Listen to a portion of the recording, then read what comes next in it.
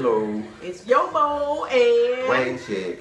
Day 196. 6 or 7. Ooh, Day 196 of life according to YoBo. This is our 6th message. Well, we've talked about the encouragement encounter on October 17th in Carson, California. We ain't talking about that anymore. Okay. If you want to know more about it, you contact Pastor Shigg at drshigg, Dr. Shigg, SHIGG at gmail.com. Find him on Facebook, Dwayne Shigg. Right. And I said, now we're going to shoot one more video. And I'm going through my mind trying to figure out what in the world we're going to talk about, because you just don't know. Woo, we have done some shows. We have done some radio shows. We were talking about critiquing ourselves and being too hard on yourself. And I had to say, Pastor Shigg, but we've done this before. Let me ask you, did you do that show with us, Can a Stripper Be a Christian? I don't remember. Oh, but I remember that. No, I remember that title. Uh-huh. Yeah, but I don't remember if I was there. You don't know if you did that one. But I remember that title. Yes, we did. So, and then my favorite, my all-time, I may not be able to say this. I can't tell it. My all-time favorite was the church gardening tools. Remember that one? Yes. You want to tell them what the church gardening tools were? Well, we talked about gardening tools and finding out things in the tool shed. You'll find snakes, and you'll find hoes, and you're probably not listening anymore right now, so we'll just move on. Let me see, the shovels, rakes, snakes, yeah. The shovels, rakes, hoes, and snakes. That was it. Shovels, rakes, hoes, and snakes. Yes. All the things in the church here. So we have done some fun shows together years and years and years on the Sex, Religion, and Love show. But one of the things I want to talk about, some phrases that I use often. There's two things. The very first time I heard you teach Bible study, you taught from the book of Ruth.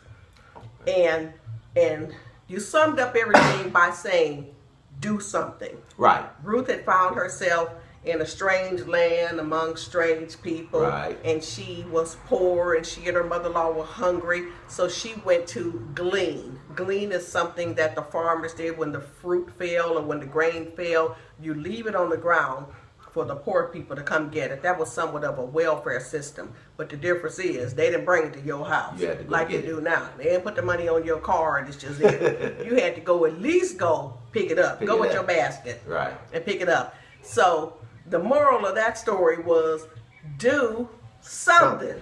Do something. You may not be able to do some things, but you can do something. Amen. Do something. That was the message. That was the message. And that's one of the things that I remember that stuck with me. That was probably the year 2000. Right. That's how long we've been knowing each other, okay? To 2015. Do something. So now, if you say, I can't make it to the encouragement encounter. Okay. I got a dream and I got a vision. I ain't even started it. I don't have no money. I don't have no support. I don't have nobody help me. Pastor Shigg got 2 words for you. Do something. You can do something. You can write. You can start writing where you are. You can start writing. You can start cooking where you are. You can't go to the gym. Walk down the street. You can't do that. The way my house is situated, that you can go from the living room down the hall through one room to the kitchen and come back around. My wife does exercises. She had a massive stroke years ago, and she does some exercises. And when she can't walk outside, she walks in the house. So you can walk in the house. I can't get no weight. Pick up a can of green beans and put them in a plastic bag and lift it. You can do something. There's something you can do that's in you that can benefit your situation. There's something that you can do that somebody will pay you to do. Something legal. Thank you.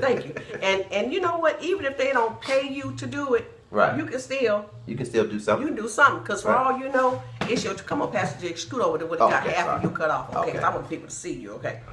Because you never know how you're being prepared for something. Just like T.D. Jakes said, nobody was paying him to preach. Right. So he preached to the Sunday school class. And as he said, that's where he learned how to teach. He said, if you notice, I teach. I'm a teacher. Right. He said, I'm more of a teacher than I am a preacher. Because once upon a time, I ain't had nobody to preach. And nobody want to hear me preach. Remember I told you nobody supporting you? Right.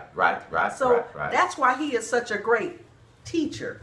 If you notice in his messages, oftentimes he tells a lot of stories and he breaks it down and he makes it so plain. I got my little grandson over here with the boy toys, okay? Right. Sugar Pie, would you mind turning that off till grandmother finishes, please?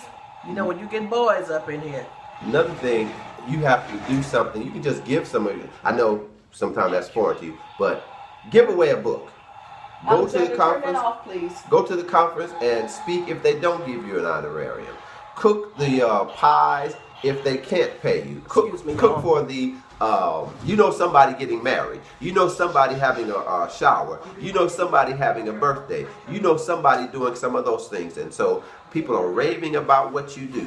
Do that for free. Do that and as a gift. I've given away many books, and I know YoBo has. I've spoken for free a whole bunch of times because the other day we talked about why you're doing it. And so you do it to make a difference. You do it to help people. And I personally believe you can never lose by giving. And sometimes when you just do something, because many times you don't know what you should be doing, then that's how you stumble into something. Going back to T.D. Jakes again.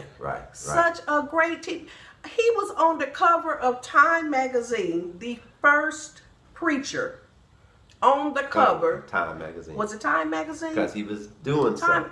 And I ain't talking about, look, I ain't talking about Ebony magazine. Right. I ain't talking about Jet magazine. Essence. I'm talking about a magazine that white folk own. And they put him on the cover of the magazine. Okay. Why'd they do that? Because he's just an awesome teacher. Learn how to teach by sitting with some 2, 3, 4-year-olds and just, this man, I mean, it's like he just write the story. He tell a Bible study. I feel like I'm right there. I see the little lambs. I see Jesus. I see the hair blowing in the wind. I see the basket with the 2 fish and the 5 loaves of bread. I just visualize everything. He talks about the expressions on the people's faces. He makes you feel like you're right there. Paints the picture. And he didn't wait around for somebody to call him and say, I want you to do something.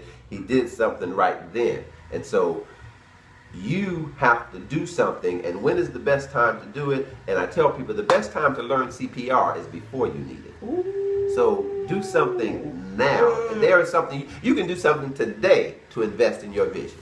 You can do something today to to further what you're trying to do and to help somebody. You can do that today as soon as you finish listening to this video. And it might be when you're further down the road, when you look back on it, like T.D. Jakes did, looking back at the Sunday school and saying, I realize now that it was the Sunday school that prepared me for what I'm doing today. And just as Pastor Shigg said, you start right now. May not make any sense.